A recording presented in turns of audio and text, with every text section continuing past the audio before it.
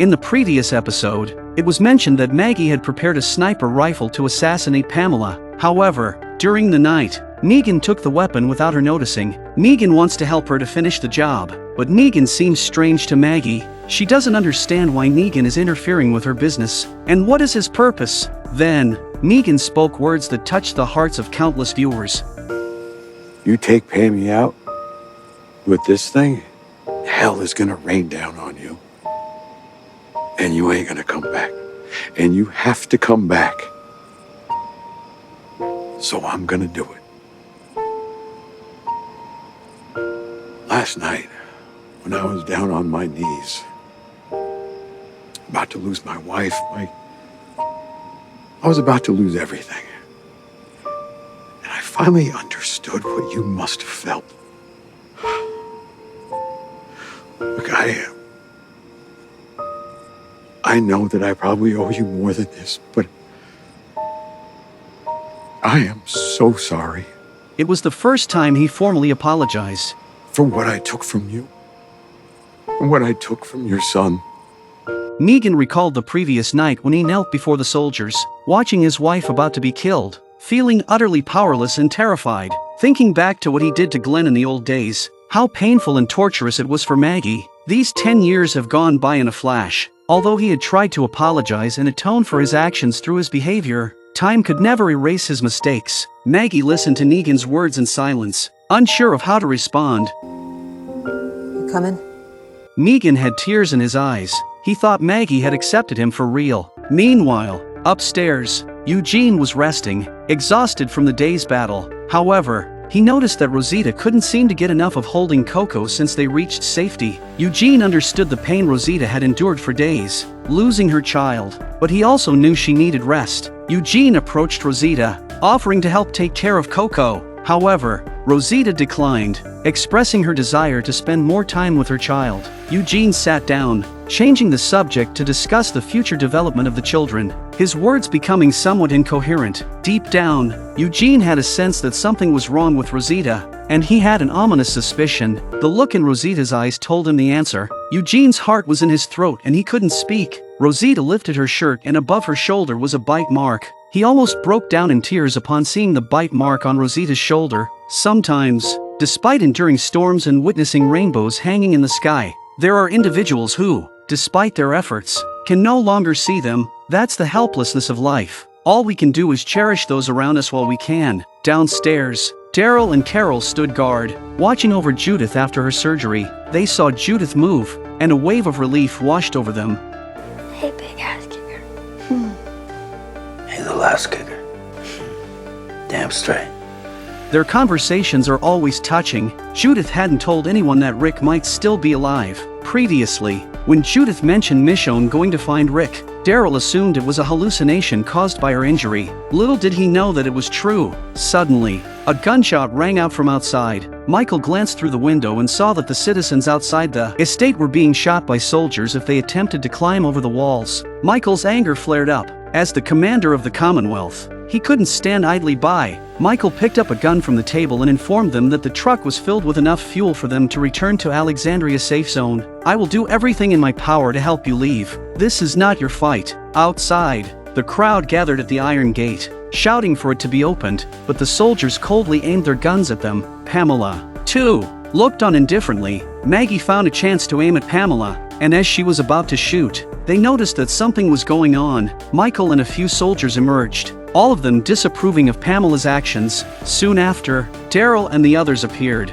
armed as well. This time, they would bring about a complete upheaval in the Commonwealth. Daryl and the others and Michael surrounded the manor. They were going to finish off Pamela for good today. At this point, the people outside are even more terrified, because the zombies are already behind them, and if they don't open the door, they'll be eaten alive by the zombies. Having lived a comfortable life for too long, they no longer possess the ability to protect themselves. Gabriel couldn't bear to watch any longer and walked straight towards the front gate. Gabriel resolutely continued on his way. If there truly was a God in this world, Gabriel would be the angel for these people outside. What the hell you doing? You got one enemy. We ain't the Walking Dead. These words struck a chord in Vickers' heart. They, too, didn't want to do this. They were simply following orders. Lower your weapons. Lower your weapons! He's right! Give the priest the key.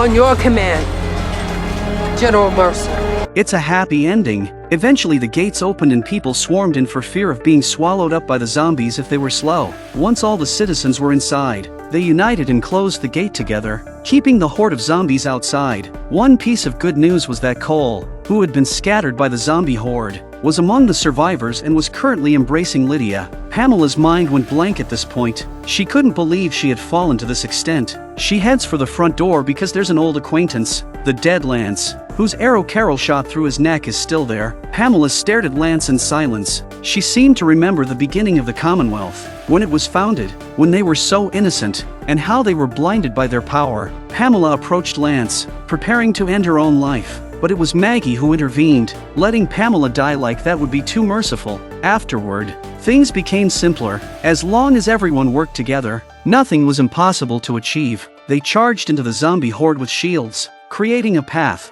and a truck drove out. The destination of the truck was the Commonwealth's gasoline storage warehouse. They were planning something big. Later, the gasoline was transported to the center of the garden. They also brought several large speakers and connected them to a power source. DJ music was playing in the garden. Upon hearing the sound, all the zombies headed in that direction. They spread the gasoline on the ground and set up explosives. After half an hour, all the preparations were complete. They opened the gates and let the zombies inside. In just a moment, the zombie horde surrounded the central garden. The explosion had a wide range, almost covering Pamela's entire private estate. Thus, the matter came to a satisfactory conclusion, and Pamela would be permanently imprisoned. On the other side, Maggie found Negan and sat down in front of him. She had thought about it all night and realized that she needed to express some things. She said, "I've been thinking about what you said last night. Thank you for your apology, which has brought me some relief. But I still can't forgive you, I really can't. Glenn was wonderful and I'll never love anyone else in my life. I remember his smile,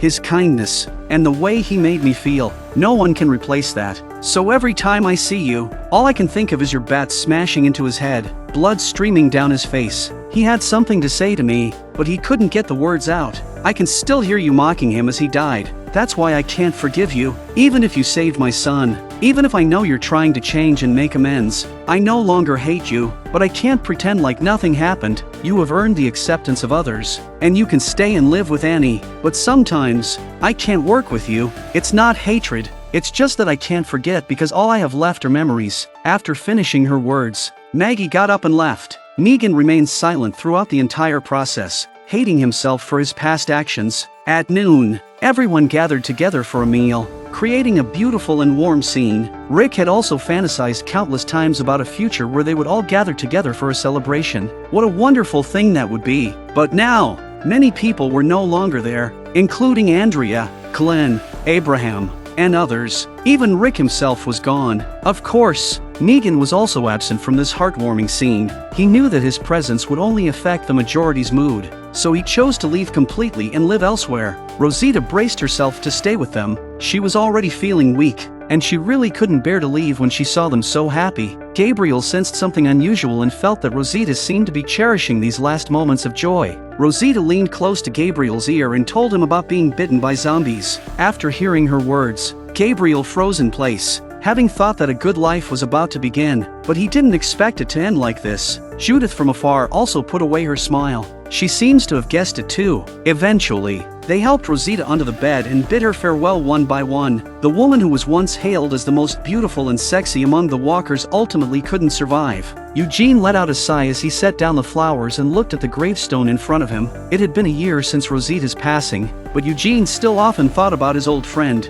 Time had flown by, and he and Maxine had a daughter together. Life was progressing towards a brighter direction. Meanwhile, the Commonwealth had undergone a dramatic transformation. The days of inequality and hidden rules were gone, with Ezekiel elected as the governor and Michael as his deputy. Their leadership was recognized and appreciated by the citizens. The Commonwealth thrived with firepower and vitality. At that moment, Connie stood up excitedly from the crowd and ran towards someone across the way. It was Daryl, who had returned after spending a year searching for Rick. He had scoured almost the entire state of Virginia. Connie and Daryl both had feelings for each other, but they had never confessed. Lydia and Cole had also arrived. representing Maggie from the hilltop, to visit their old friends. After a brief exchange of greetings, Lydia handed a gift box to Judith, saying it was brought on behalf of someone else. Judith unwrapped it, and inside was the compass that Negan had taken, alongside a letter. She instantly recognized who it was from. Judith looked around but couldn't spot the man. Shortly after,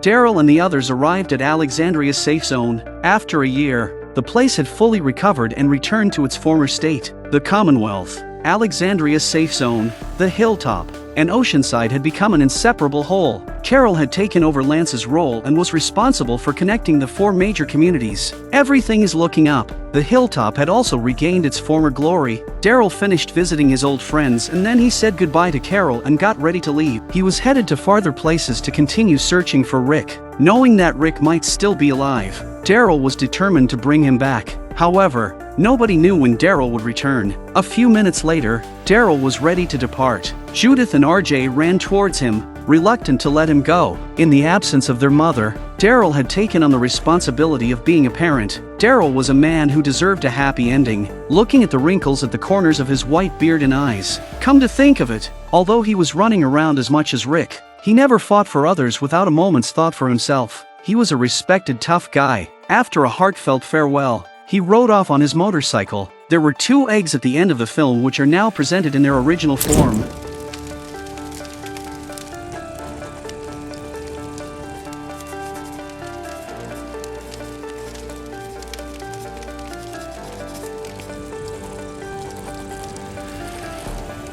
I think of the dead all the time. And about the living, who I lost. I tried to get to you and your brother, again and again. It's too far for the radio now, I know that. But I still got you, and you got me. We're connected. We're still connected. I think about them all, every day. Everybody we ever loved. Their faces, what I learned from them, how they made me who I am. So much more than all this made me who I am. We'll always be together, even when we're apart. We, together, are the strongest thing. We're love, and love is endless. So we, those gone, all of our lives, those away, become in one life. We are endless. We're together, pieces of a whole that just keep going for what we gave each other. One unstoppable life. You showed me that. You gave me that.